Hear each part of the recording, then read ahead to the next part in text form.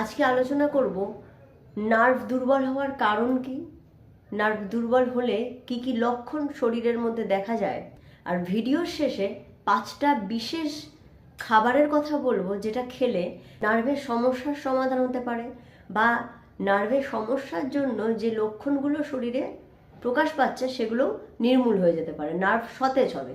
তো ভিডিওটা পুরোটা দেখার অনুরোধ রইল। আমার চ্যানেলে যারা প্রথম, ভিডিওটা ভালো লাগলে অবশ্যই সাবস্ক্রাইব করবেন। প্রশ্ন থাকলে অবশ্যই আমাকে কমেন্ট বক্সে জানাবেন, আমি উত্তর দেওয়ার চেষ্টা করব।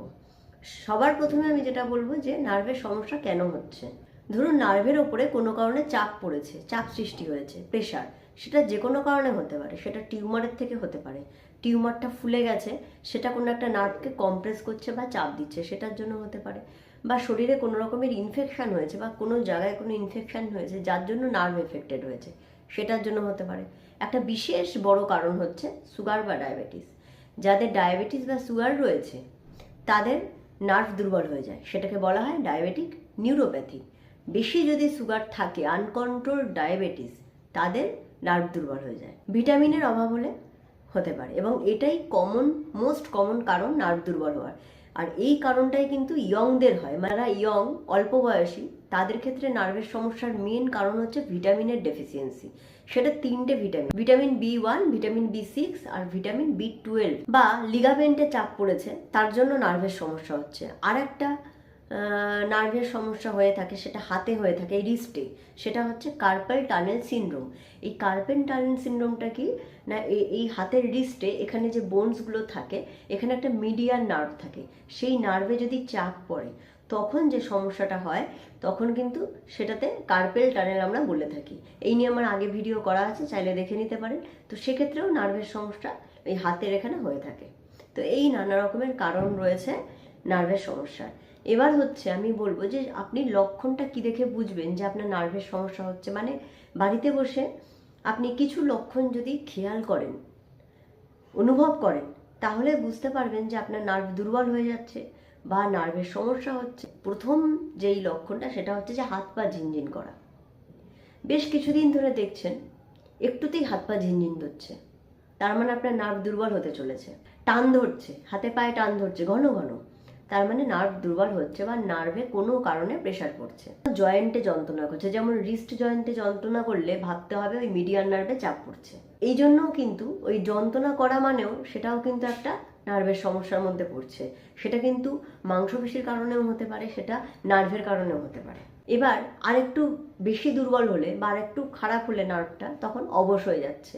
যখন কোনো জায়গা অবশ হয়ে যাচ্ছে, অবশ্যই নার্ভ এফেক্ট হয়েছে এবং সেটা খুব ভালো মতন এফেক্ট হয়েছে, এটা তখন বুঝতে হবে। আর একদম লাস্টের দিকে যখন নার্ভ একদমই কাজ করতে পারছে না, সে জায়গাটাকে আমরা বলে থাকি মাসেল ওয়েস্টিং, মানে আর কাজ করছে না নার্ভ। যদি এরকম কোনো রকমের সমস্যা আপনার মনে হয়ে থাকে যে না হাত ঝিনঝিন করছে, হাতে বল খুব একটা পাওয়া যাচ্ছে না, টান ধরছে, খালি এখানে টান ধরছে, ওখানে টান ধরছে, পায়ে টান ধরছে, হাতে টান ধরছে, তার মানে নার্ভ দুর্বল হচ্ছে। তো তখনই সতর্কতা নিতে হবে এবং চিকিৎসার ব্যবস্থা করতে হবে। কি পরীক্ষা আছে? প্রথম কথা হচ্ছে এই নার্ভ দুর্বল হলে বা এই সমস্যার হঠাৎ করে আমরা কোনো ইনভেস্টিগেশন করি না। যদি খুব বাড়াবাড়ি হয় তখন এক্স রে করা, এক্সরেতে যদিও বোঝা যায় না, একটা MRI করা, নার্ভ কন্ডাকশন ভেলোসিটি টেস্ট আছে, NCV টেস্ট আছে, সেগুলো করলে দেখা যাবে যে নার্ভের কি সমস্যা হচ্ছে। তো এক্সরেতে কিন্তু নার্ভের কোনো সমস্যা বোঝা যায় না। আর একটা জিনিস আমি নার্ভের এখানে বলে থাকি, তা হচ্ছে যে হাত পা কাঁপা, এটা একটা নার্ভের সমস্যাজনিত রোগ। এবার বলবে চিকিৎসা কি আছে, কোথায় কি সমস্যা হচ্ছে সেটা দেখেই তার ট্রিটমেন্ট হবে। কিন্তু এক্ষেত্রে একটা কথা বলার আছে যে অনেক সময় হয় যে অন্য কোনো কারণে নার্ভের সমস্যা আছে, যেমন ধরুন কোথাও একটা সফট টিস্যু সোয়েলিং হয়ে আছে, মানে হাতের কোনো একটা জায়গায় ফুলে আছে, তার জন্য নার্ভে চাপ লাগছে, মানে যে কারণে এটা হচ্ছে সেই কারণটাকে ঠিক করাটা দরকার। বা সুগার, ওই যে বললাম সুগার বেশি থাকলে নার্ভের সমস্যা হয়, নার্ভ দুর্বল হয়, ডায়াবেটিক নিউরোপ্যাথি। তো এই সুগারটাকে কন্ট্রোল করা। আর হচ্ছে এক্সারসাইজ, ফিজিক্যাল অ্যাক্টিভিটি। প্রচণ্ড ফিজিক্যাল অ্যাক্টিভিটি যদি রেগুলার বেসিসে করা যায়, তাহলে নার্ভের অনেক রকমের সমস্যা কিন্তু সমাধান করা সম্ভব। এবং ফিজিক্যাল এক্সারসাইজ অবশ্যই নার্ভের ট্রিটমেন্টের একটা বিরাট বড় পার্ট।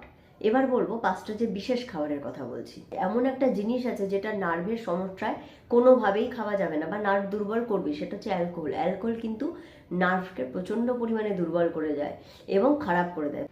দ্বিতীয়ত হচ্ছে যে আমি কিছু ভেজিটেবলসের কথা বলবো, গ্রিন ভেজিটেবলস। এই ভেজিটেবলসগুলো আপনাকে রেগুলার বেসিসে খেতে হবে। Broccoli, beans, almond, sunflower seed আর পালং শাক। এই যে কটা খাবার বললাম, এই খাবারগুলোর মধ্যে প্রচুর পরিমাণে মানে যথেষ্ট পরিমাণে ভিটামিন B1, B6 আর B12 রয়েছে, যেটা নার্ভের সমস্যাকে দূর করতে সাহায্য করে। চিকেনের অর্গ্যান মানে চিকেনের লিভার যেটাকে বলে, এইগুলোর মধ্যে প্রচুর পরিমাণে এই ভিটামিনগুলো রয়েছে এবং ওমেগা 3 ফ্যাটি অ্যাসিড রয়েছে। মাছের মধ্যেও এই ভিটামিনগুলো রয়েছে এবং ওমেগা 3 ফ্যাটি অ্যাসিড রয়েছে।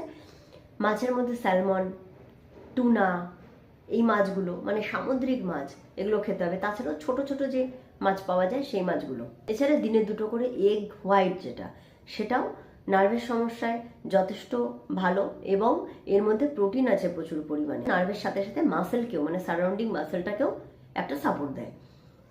এছাড়া যাদের নার্ভের অনেক বেশি সমস্যা হয়ে গেছে তাদের ক্ষেত্রে কিন্তু সাপ্লিমেন্ট নিতে হয়। নিউরোবিয়ন ফোর্ট এই ট্যাবলেটগুলো খাওয়া যেতে পারে। আর তার সাথে অবশ্যই physical activity, walking, swimming, jogging, cycling এগুলো রয়েছে, বা স্টেয়ার মানে সিঁড়ি দিয়ে ওঠানামা করা, এই জিনিসগুলো তো রয়েছেই। নার্ভের যে কোনো সমস্যায় কিন্তু দেরি করা চলবে না, কারণ নার্ভ আস্তে আস্তে আপনার ড্যামেজ হতে থাকবে। যদি আপনি ঠিক না করতে পারেন তো অবশ্যই ওষুধ, একটা ডায়েট এবং ফিজিক্যাল অ্যাক্টিভিটি, এই 3টে মিলিয়ে যদি আপনি চলতে পারেন নার্ভের সমস্যা পুরোপুরি ঠিক হয়ে যেতে পারে। আজকের ভিডিওটা এখানেই শেষ করছি। ধন্যবাদ।